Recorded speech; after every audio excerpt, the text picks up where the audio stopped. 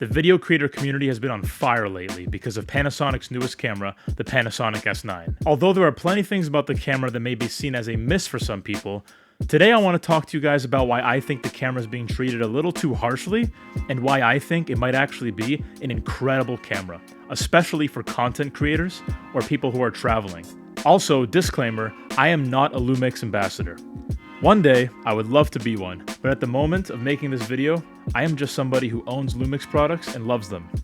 So, let's talk about the S9 and why I am considering picking it up as my own travel camera. Also, did you know the Panasonic S9 has a secret fifth color? There is a dark silver color available in countries like Japan and Australia, currently not available in the United States, but I'm hoping that they do bring it over to the US. So Lumix, if you're watching this video, please consider bringing dark silver to the United States. Me and my wallet, thank you. Okay, so let's start off with the recording limit. 10 minutes for 6K, 15 for 4K, and 20 minutes for 1080p. I really don't think this is a big deal. Also, YouTuber Dustin Armstrong pointed out that he was recording externally with the S9 and an Atomos Ninja 5, and he was at 45 minutes with no stoppage, so there might be a way to actually bypass this with an external recorder like the Ninja or the Blackmagic Video Assist, so keep that in mind. But in general, I don't think the record limit's a problem because this is aimed at people like content creators or people who are traveling, where you might want to record small bits of things. Nothing that's going to run for that long of a time period. I mean, think about it. Imagine you're in Italy at a cafe. You might want to get a quick shot of the coffee you're drinking. Maybe get an external shot of the cafe itself. A cool shot of some scenery. Maybe a shot of the Colosseum. These are shots that are not going to last very long. Usually a couple seconds, maybe a few minutes. So for that type of audience, it's really not a big deal. I think if you need to shoot for longer, the camera's just not for you. You might want an S5 II or 2X. Those are designed to be shooting for long periods of time. I wouldn't want to use this to broadcast an event, or even right now I'm doing a talking head video. I might not want to use the S9 for that, but for things like travel or TikTok, Instagram, Reels, content creation, it's really not a big deal, guys. Also, there's a lack of a mechanical shutter. I get it, photographers. It's just a little better with things that are, non-natural light, more artificial lighting, and worry about banding.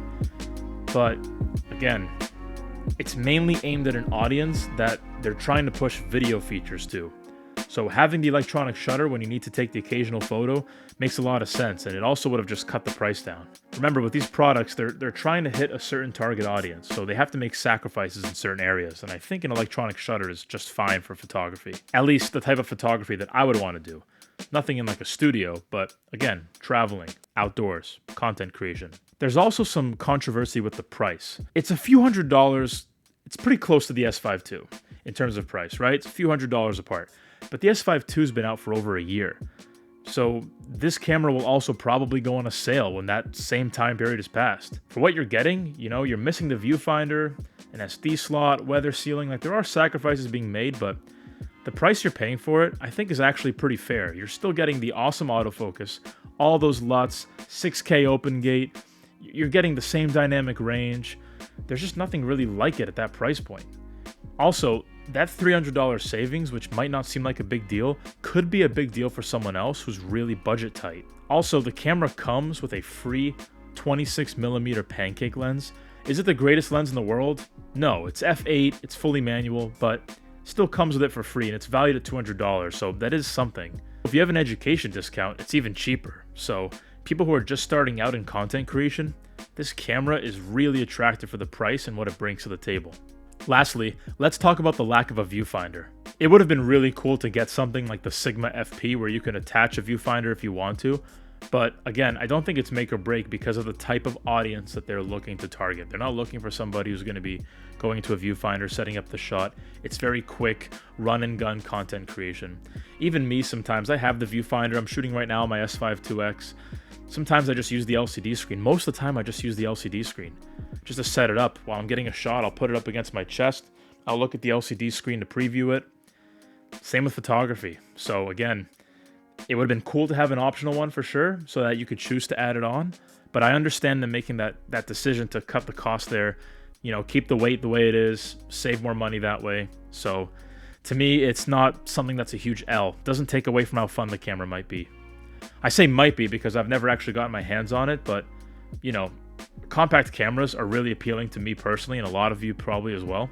So I'd rather have the small weight, form factor, easy to bring around with me than a few of those features that I just mentioned. One feature that I don't have much of a defense for is weather sealing. They probably did this to cut the price down, but I personally like to have weather sealing.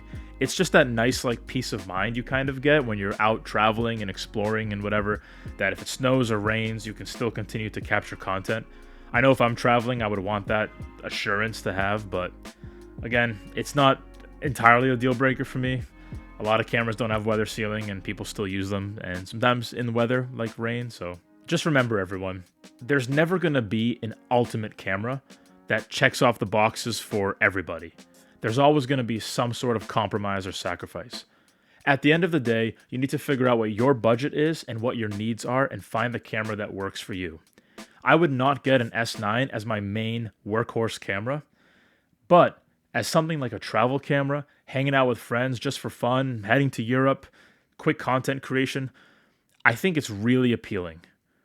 I'm really excited to get my hands on it and hopefully try it out soon. So, what do you guys think about the Panasonic S9?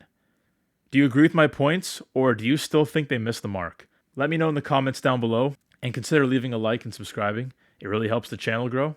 And be nice to each other in the comments down there. Let's have a nice discussion going.